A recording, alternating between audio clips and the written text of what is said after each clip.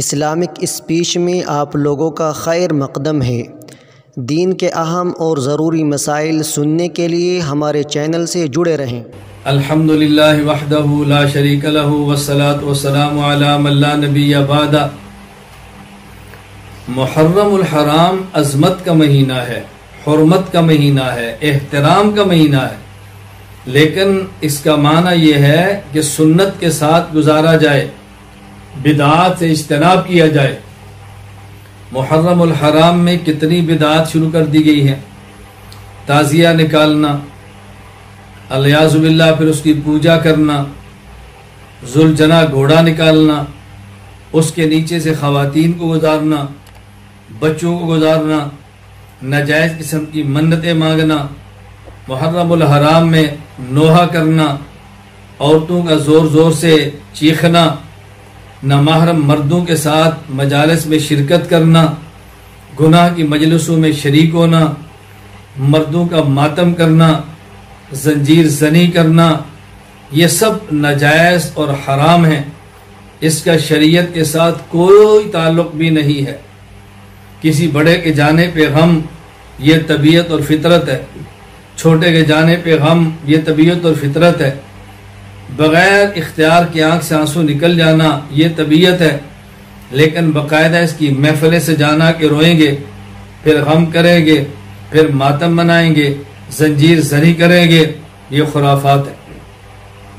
محرم کے مہینے میں ذہن بنا لینا کہ شادی کرنا منحوس ہے، نکاح کرنا ٹھیک نہیں ہے، یہ غلط بات ہے۔ اس نظریے کو بدلنا ضروری ہے۔ محرم کے مہینے میں کالا لباس پہن لینا، یہ غم کا لباس ہے، یہ ناجائز اور غلط ہے۔ محرم کے مہینے کو غم کا مہینہ قرار دینا، یہ غلط ہے۔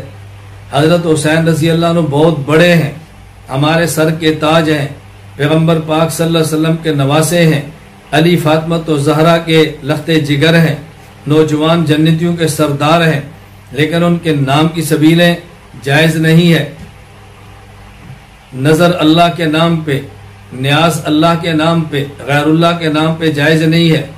پھر سبیلوں کے لیے محرم کو خاص کرنا، یہ بھی ٹھیک نہیں ہے۔ جس طرح محرم میں سبیل لگے، آپ ہر ایسی جگہ کا انتخاب کریں جہاں پانی کی ضرورت ہے، لوگ مستحق ہیں، غریب کو پانی چاہیے، آپ اس کا اہتمام کریں۔ صرف اس محرم میں کبھی دودھ کی سبیل، کبھی شربت کی سبیل، کبھی پانی کی سبیل، اس کا شریعت میں کوئی تصور نہیں ہے۔ اسی طرح یہ ذہن بنانا کہ 10 محرم کا کاروبار کریں گے تو کاروبار میں تنگی ہوگی، رزق تنگ ہوگا، یہ غلط سوچ ہے، اسلام کے خلاف سوچ ہے۔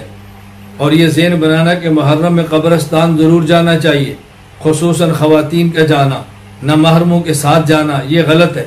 قبرستان کا تعلق محرم کے ساتھ نہیں ہے، پورے سال کے ہر دن کے ساتھ ہے۔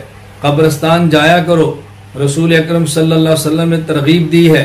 مقابر اور قبرستان میں جانے سے آخرت کی یاد تازہ ہوتی ہے، انسان کو قبر کی فکر ہوتی ہے، جنت اور جہنم کی سوچ پیدا ہوتی ہے، لیکن اس کو محرم کے ساتھ خاص کرنا یہ ٹھیک نہیں ہے۔ یہ میری گزارشات اہل سنت والجماعت کے لیے ہیں، جو میرے عقیدے کے ہیں، جو میرے مسلک کے ہیں، جو میرے ہم ذہن ہیں۔ میں ان کے لیے گزارشات کر رہا ہوں کہ یہ کام آپ نے نہیں کرنے، کوئی کرے تو اس کا مسئلہ، ہمیں اس سے غرض نہیں ہے۔